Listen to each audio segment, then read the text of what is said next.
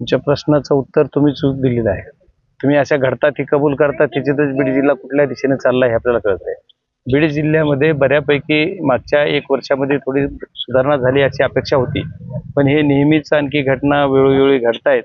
त्यासाठी अतिशय बीड जिल्ह्याची जी तुलना आपण प्रत्येक वेळेस काहीतरी लोक बोलतात वेगळ्या पद्धतीनं, पण बीड जिल्हा आपला सुसंस्कृत जिल्हा होता. बीड जिल्ह्यामध्ये मेहनती सर्व शेतकरी, कर्मचारी किंवा कष्टकरी लोक होते. त्याच्यामध्ये आता हे या मागच्या काही दिवसापासून, काही वर्षापासून त्याच्यामध्ये खूप वेगळ्या पद्धतीने वेगळ्या ट्रॅकवर हा जिल्हा जातोय आणि गुन्हेगारीचा हब आपला जिल्हा बनलाय की काय असं कधी कधी वाटतंय. आणि ती जर आपलं नाव आपल्याला कमी करायचं असेल तर सर्व राजकीय मंडळींनी त्याच्यात लक्ष घालायला पाहिजे, सर्व प्रतिष्ठांनी त्याच्यात लक्ष घालायला पाहिजे. हा वेगळा विषय होतोय आणि या पद्धतीने गुन्हेगारी प्रवृत्तीच्या लोकांना शासन झालं पाहिजे, त्यांच्यावर म्हणजे कठोर कारवाई झाली पाहिजे. आणि जे की अशा पद्धतीचं काम करतात, जे की काही त्यांना भीती नाही, भीतीचं वातावरण नाही, पोलिसाची धमक राहिलेली नाही किंवा पोलिसचा वचक राहिलेला नाही, त्याच्यामुळे पोलिसांनी सुद्धा पोलिसाचा वचक राहील असं वचक निर्माण करणं बीड जिल्ह्यामध्ये गरजेचं आहे. व्हायरल झालेली रेकॉर्डिंग हे झोन समाजात तेढ निर्माण करणार आहे. आपण जिल्ह्याला काय आवाहन करतात? नाही, मी त्याच दिवशी सर्वांना सांगितलेलं, मी ज्या दिवशी क्लिप आली त्या दिवशी, की हा विषय जाणीवपूर्वक कुणी करत असेल, जाणीवपूर्वक कुणी बोलत असेल, पण समाजाने समाजाचं जे आपलं आपापसातलं नातं आहे ते पूर्ण दृढ करून आपण सर्वांनी एक तर चांगल्या पद्धतीने एक्यानं वागलं पाहिजे. समाजात तेढ निर्माण करण्याच्या हे प्रवृत्ती आहेत.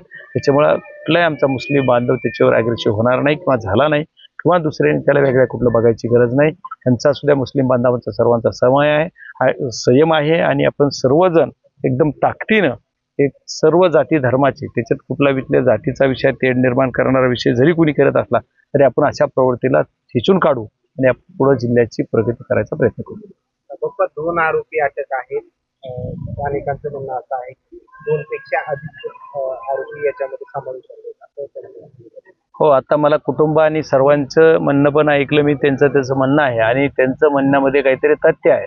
कारण याचा जर याची प्रकृती बघितली, याची सर्व ताकद बघितली तर एवढाच म्हणजे थप्पड आणि ताकदवार मुलगा, या मुलाला 2 माणसं अशा पद्धतीने मारू शकतात असं मला नाही वाटत. मलाही ते त्यांना जे वाटतंय तेच मलाही वाटतंय.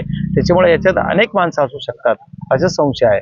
आणि आता ती गाडी चालवायला दुसरं कुणी होतं का, तर ते ठीक आहे. नाही, असं कळतं की ती ड्रायव्हिंग करायला होती. मला जी काही पोलिसनी माहिती दिली त्याच्यामध्ये तेच 3 जण होते. पण तुम्ही हे सर्व जर मागणी कुटुंब करतं यांच्या म्हणण्यानुसार जी आहे त्याच्यात काहीतरी तथ्य नक्की असलं पाहिजे. कारण ही गाडी कुणीच तिथं त्यांनी सोडली त्यावेळेस गाडी कुणी नेली, ही ज्यावेळेस सरेंडर झाल्याच्या नंतर त्यांची गाडी नेली कुणी, त्याची यांची मागणी ती पाहिजे, त्याच्यावर गुन्हा पाहिजे. ज्यांनी ह्यांना 4 दिवस त्यांच्यासोबत कोण होतं हे आरोपी, ज्यावेळेस आता ज्यांनी ही जी क्लिप व्हायरल झाली त्याची व्हायरल क्लिपच्या वेळेस कुणाशी बोलत होता त्याची चौकशी झाली का, मग क्लिप व्हायरल कुणी केली, मग ह्यांचं काय, ह्याचं पण कनेक्शन सगळं झालं पाहिजे. तपासात सगळं चार्जशीटमध्ये आलं पाहिजे आणि पोलिसांना मी तसे आदेश पण देणार आहे की तसं करा पाहिजे आणि खऱ्या पद्धतीनं ट्रॅकवर तुम्ही तपास करा असंही त्यांना सांगणार आहे. व्हिडिओ SP भेटून आले, SP साहेबांना पण बोलणार.